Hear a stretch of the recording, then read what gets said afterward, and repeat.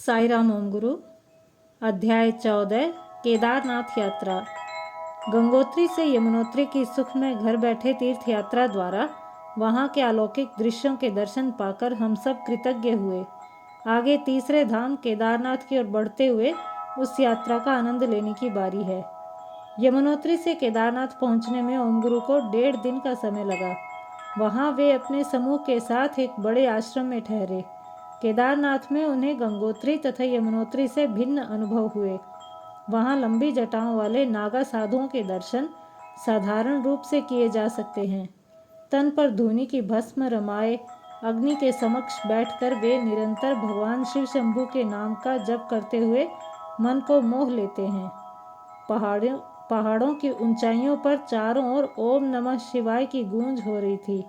अघोरी बाबा स्वयं को भुलाकर आनंदमय होकर नृत्य मग्न थे। वहां उपस्थित सभी साधु ऊंचे स्वर में पूरे जोश के साथ शिव शिव का जाप कर रहे थे। हिमाच्छादित पर्वत पर ऐसा अद्भुत दृश्य निस्संदेह दुर्लभ था। इसी स्थान पर कैलाश होने का आभास हो रहा था। ऐसा लग रहा था मानो स्वयं भगवान शिव अपने गणों के साथ आनंद तांडव कर रहे हों। ओम गुरु को लगा, वाह, मैं कितना सौभाग्यशाली हूँ जो ऐसे मनमोहक दृश्य का साक्ष्य हूँ। आदि गुरु आदि योगी स्वयं भगवान भोलेनाथ जो युगों युगों से केदारनाथ में निवास कर रहे हैं के सामीप्य का अनुभव रोम रोम को रोमांचित कर रहा है। निश्चय ही केदारनाथ के दर्शन हमारे नेत्रों को प्राप्त होने वाला असाधारण वरदान है। केदारनाथ की उत्पत्ति अति रुचिकर है। पौराणिक कथाओं के अनुसार महाभारत के कुरुक्षेत्र युद्ध के पश्चात पांचों पांडवों ने अपने भाई बंधुओं, गुरु तथा अन्य सगे संबंधियों के रक्तपात की आत्मग्लानि मिटाने के लिए भगवान श्री कृष्ण से इस पाप का प्रायश्चित पूछा। भगवान ने उन्हें केदारनाथ जाकर भोलेनाथ की आराधना कर तपस्या करने की सलाह दी। भीम ने जब इस क्षेत्र की भूमि को स्पर्श किया तो उन्हें किसी कंकर से चुभने का आभास हुआ। उन्होंने उसे देखने के लिए हाथ से उठाया तो उस कण का आकार हाथ की ऊंचाई के साथ साथ बढ़ता गया, जिसने बढ़ते बढ़ते एक ऊंचे पर्वत का आकार ले लिया। वही पर्वत केदारनाथ है।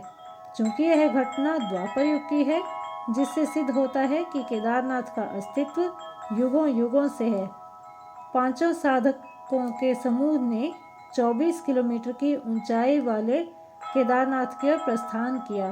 केदारनाथ की तलहटी में गौरी कुंड है, अर्थात केदारनाथ पहुंचने का उद्गम स्थल है। मार्ग अति दुर्गम था। चारों ओर बर्फ से ढके पर्वत सफेद वस्त्र धारण किए हुए प्रतीत हो रहे थे। रास्ते में अनेक कलकल करते झरने उन्हें अपनी ओर आकर्षित कर रहे थे। रास्ते की कड़क सर्दी से ओम गुरु का शरीर प्रभावित हुआ। फिर भी उन्होंने अपने साथियों के साथ मंदाकिनी के झरने के अत्यधिक शीतल जल में स्नान किया। कैलाशनाथ के सामीप्य का अनुभव करते हुए उनका हृदय प्रत्येक दृश्य से शांति व आनंद के वशीभूत हो रहा था। ऊंचाई पर जाते जाते ऑक्सीजन का स्तर और भी कम होता जा रहा था। शाम को 6 बजे सभी साधक केदारनाथ पहुंचे। वहां निरंतर हिमपात हो रहा था। सर्दी की कड़क व शीत लहर का जोर गंगोत्री की तुलना में कहीं अधिक था। शरीर पर सैकड़ों सुइयां एक साथ चुभने का आभास हो रहा था। उन्होंने पैरों में 3-3 जोड़ी मोजे, शरीर पर कई गर्म कपड़े, उसके साथ मोटे मोटे कंबल ओढ़े हुए थे। फिर भी शीत के वेग से देह ठिठुर रही थी। चारों धामों में केदारनाथ सबसे अधिक ऊंचाई पर होने के कारण हिमालय आगंतुकों का तेज शीतलहर के साथ सुस्वागत करता है। तभी ओम गुरु ने ऐसा दृश्य देखा कि वे मौसम की शीतलता को भुलाकर उसमें रम गए। महान दिगंबर डमरू बजाने में मग्न थे। नागा साधु तथा अघोरी बाबा जोर जोर से ओम नमः शिवाय व हर हर महादेव का तन्मयता से नाम स्मरण कर रहे थे, जिससे पूरा पर्वत परमेश्वर देवाधिदेव महादेव के नाम से गूंज रहा था। सर्द हवा भी मदमस्त होकर उनके साथ राग मिलाती हुई प्रतीत हो रही थी। इस दृश्य से ओम गुरु का हृदय द्रवित हो उठा। केदारनाथ में ब्रह्म मुहूर्त में महेश्वर के साक्षात दर्शन संभव हैं। रोंगटे खड़े कर देने वाला यह दृश्य आध्यात्मिकता के चरम पर पहुंचा देता है। यही वह बिंदु होता है जिस पर हमारा हृदय प्राणनाथ के साथ एक हो जाता है। ऐसे अतुल्य दृश्यों के फलस्वरूप ही केदारनाथ का स्थान सर्वोच्च है। इसके साक्ष्य से शरीर पर प्रसन्नता की लहर दौड़ने लगती है, जो हमें आनंद के शीर्ष पर पहुंचा देती है। ऐसे ही एक दृश्य के साक्षी ओम गुरु कहते हैं, सुबह 4 बजे का समय, शरीर पर भस्म रमाए, एक हाथ में त्रिशूल थामे वे दूसरे हाथ से डमरू बजाते हुए महात्मा मंदिर के चारों ओर फेरी लगा रहे थे। ऐसे दुर्लभ दृश्य से रोम रोम प्रफुल्लित हो गया। इस अनुभव के पश्चात ओम गुरु ने भी केदारनाथ मंदिर के पवित्र प्रांगण में प्रवेश किया।